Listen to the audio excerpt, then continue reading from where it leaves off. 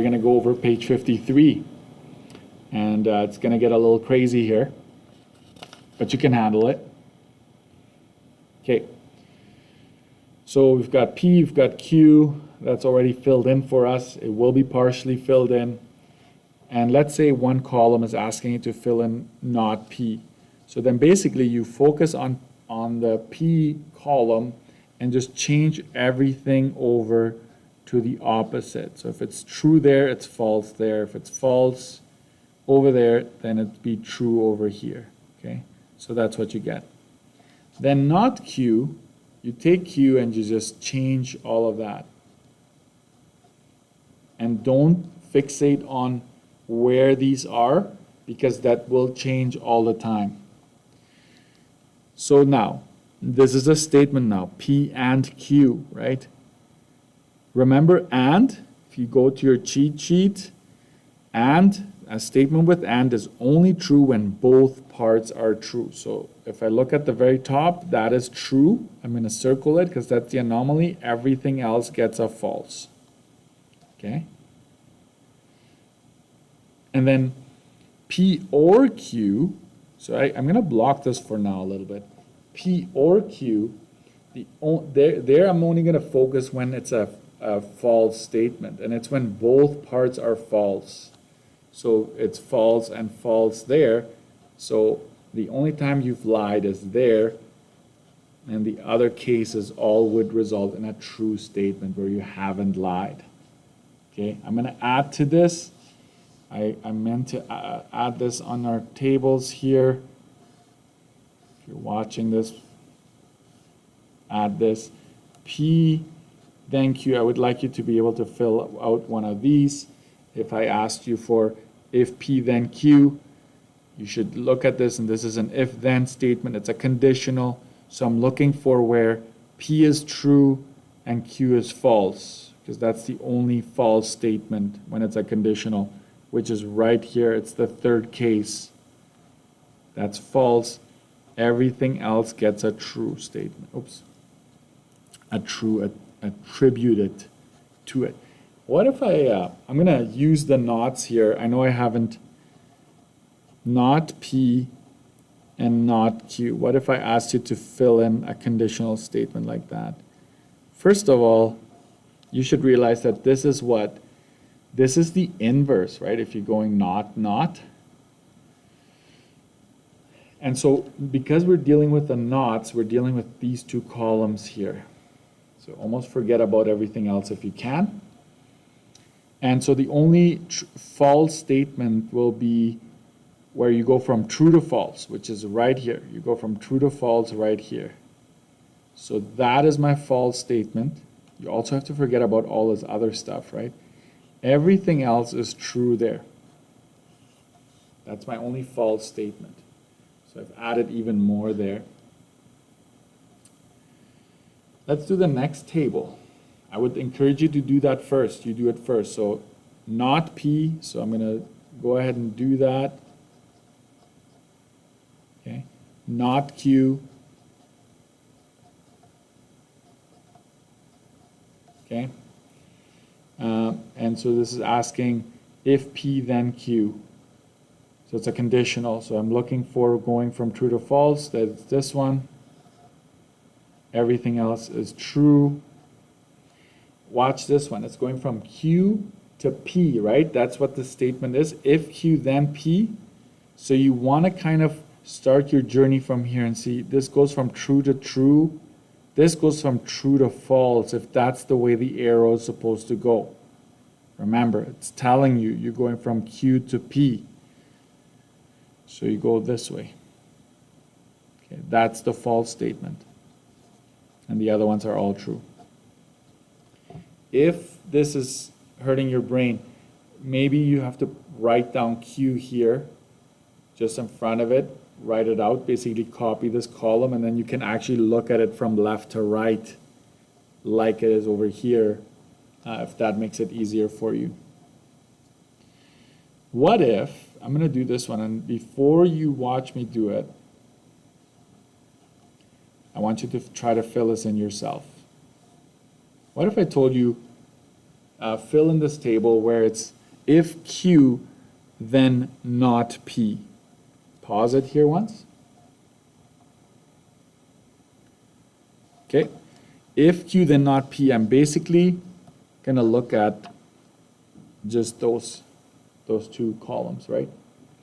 And where is true, then false? Like the arrow goes from Q to not P, and it's actually the very first case right here. So that's the only instance where this statement is false and everything else is true. Okay, so I just added that to the mix there for you. Try these two here. Negating, so we're taking this, it's false, true, false, true, false, false, true, true. And I know that these were all copied and pasted, so it seems like it's the same thing, but still go through it and make sure you think it through. This is saying, if not Q, then not P. So ideally, we would have wanted these to be flipped so we can think it through. But I just know that my journey starts at not Q. So I'm going to pretend like I'm going from an arrow from here to there. So that's false to false, false to true, true to false. So this is the only instance in this case, if you follow that logic, where you will have lied. Okay, so there you go. That's the anomaly. Over here, not P and Q, not P and Q. That is basically, if you can get rid of everything else, not P and Q.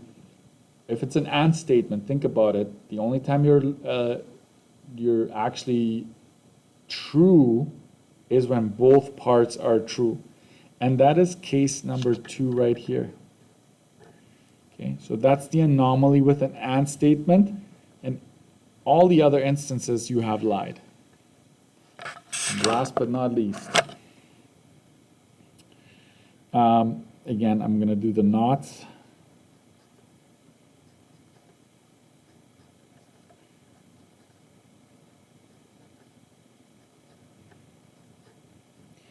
Okay, P and Q, it's these two columns that I'm considering. The only time you're true is if both are true, everything else is false.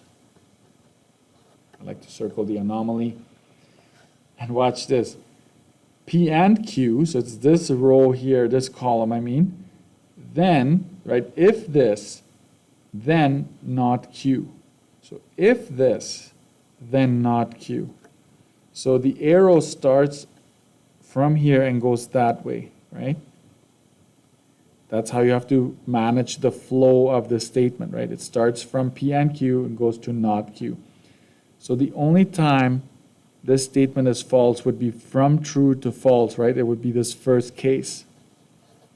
Everything else is true. Okay. If you want extra practice, I'm going to give you some here.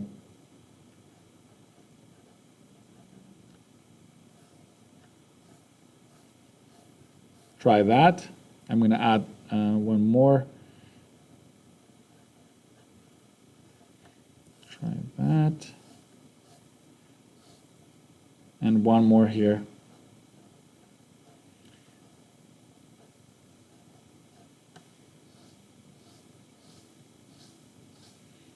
Try that, pause it.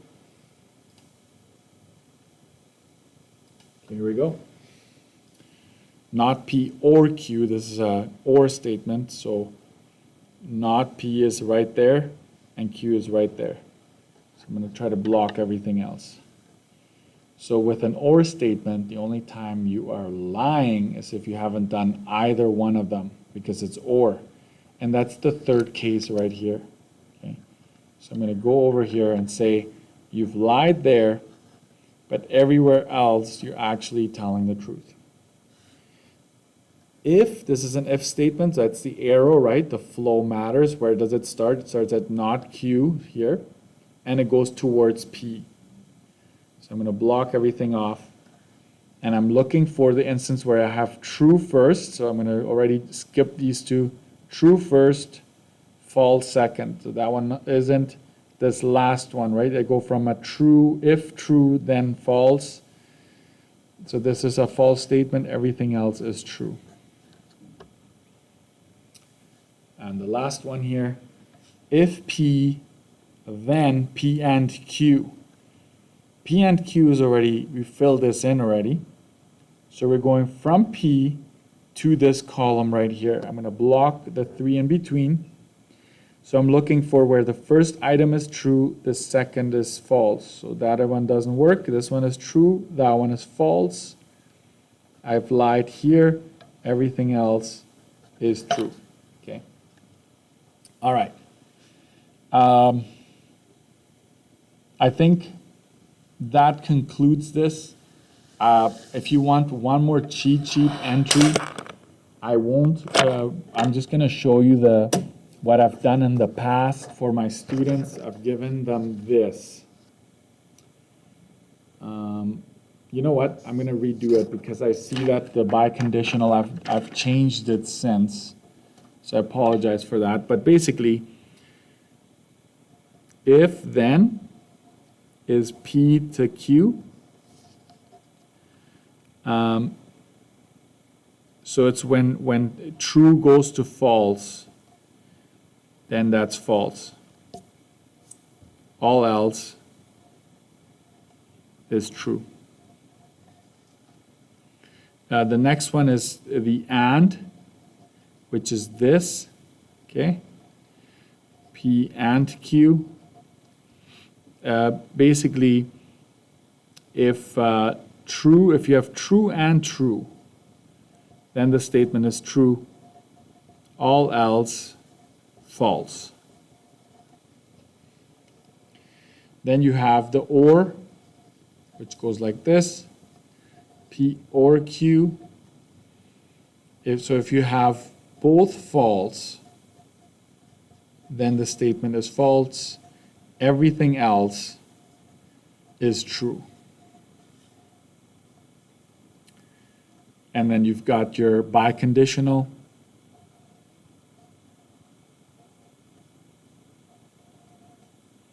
If and only if. You need to have true, true is true. False, false is true. All else, false. This is, if you can make it smaller or better, that's what I would suggest you have. All right, you can do the rest of the booklet. It's basically all just multiple choice and knowing your statements and how to rewrite them. I hope that helps. Have a good weekend.